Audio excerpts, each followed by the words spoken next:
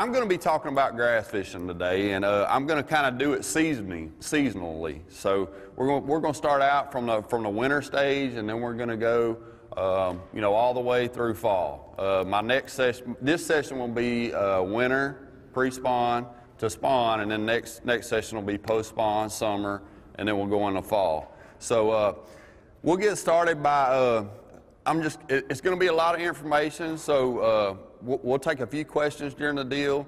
I know I'm not going to be able to get to all you guys' questions, so we'll be here all day. So if you have a question for me or any of the pros during the course of the day, just feel free to give us you know, pull us aside, ask us a question. That's what we're here for, guys, and there's not a dumb question you can ask about fishing, so don't be bashful about it, okay? We're all here to learn. I'm still learning.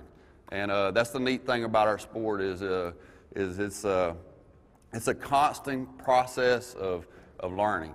I was going to start out with winter, and the first thing I want to tell you about grass, and I tell this to everybody that I talk about grass, not so much in the marsh, but especially on like Rayburn, Toledo Bend. The number one thing you need to remember is that the fish follow the contour lines of the lake, and they use the grass as structure.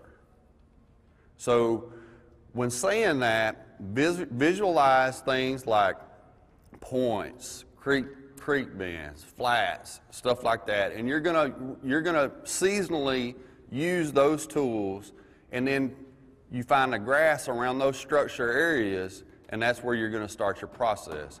So in the wintertime, I think most of the time the fish are going to be relating to, you know, more the main lake areas, the mouths of the big major creeks and stuff like that.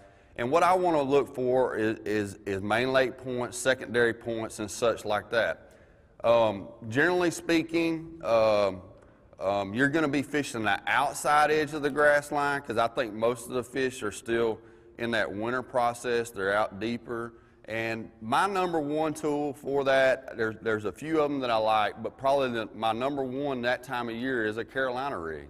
And the reason for that is I can fish it pretty slow, which is important during the winter time, but I can cover the water real thoroughly, and I can fish, you know, a variety of depths of water.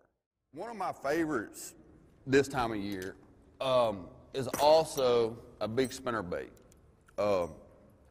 Like a 3/4 ounce spinnerbait. Chartreuse white.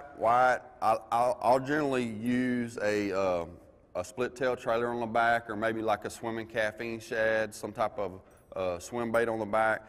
A big profile bait, and I want to use big blades. You can see these big blades. This is a Colorado willow. A lot of times I'll use a double willow, but use big willow leaf blades. And the reason for the big blades is when I'm fishing the outside edge of the grass, in the wintertime, a lot of times I want that bait just slow rolling. I'll throw it out there, let it go to the bottom, and then I'm just slowly reeling it back, trying to stay in contact with the grass, but I want that bait to be moving slow. That's why I use the big blades. You use a small, compact willow leaf blades, and the bait's going to be going real fast, okay? You don't want that this time of year.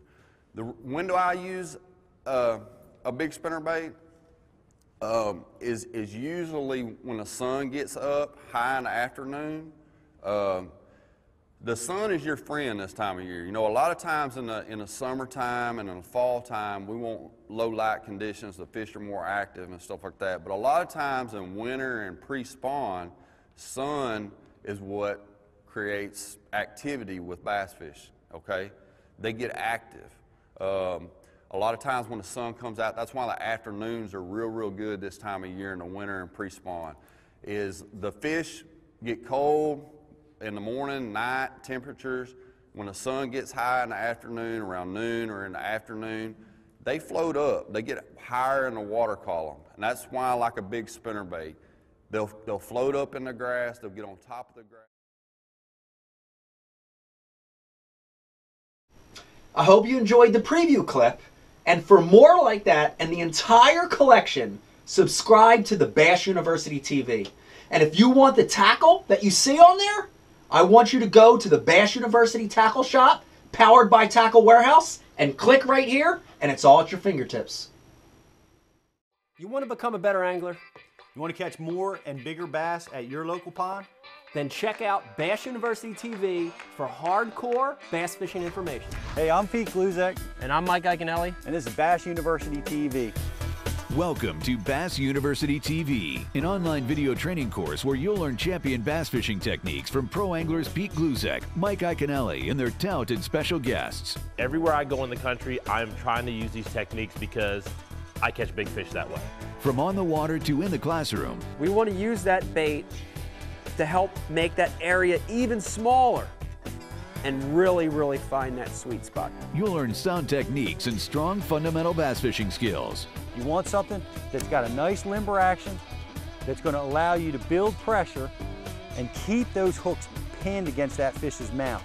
Watch hours of video content on multiple topics at your own pace for a low monthly fee. Cancel at any time. Hold on, because you're going to catch some big fish. Information is power in the sport of fishing, so learn from the very best. That's a key theory in all of fishing. Subscribe to Bass University TV today. Man, does it trigger a lot of strikes.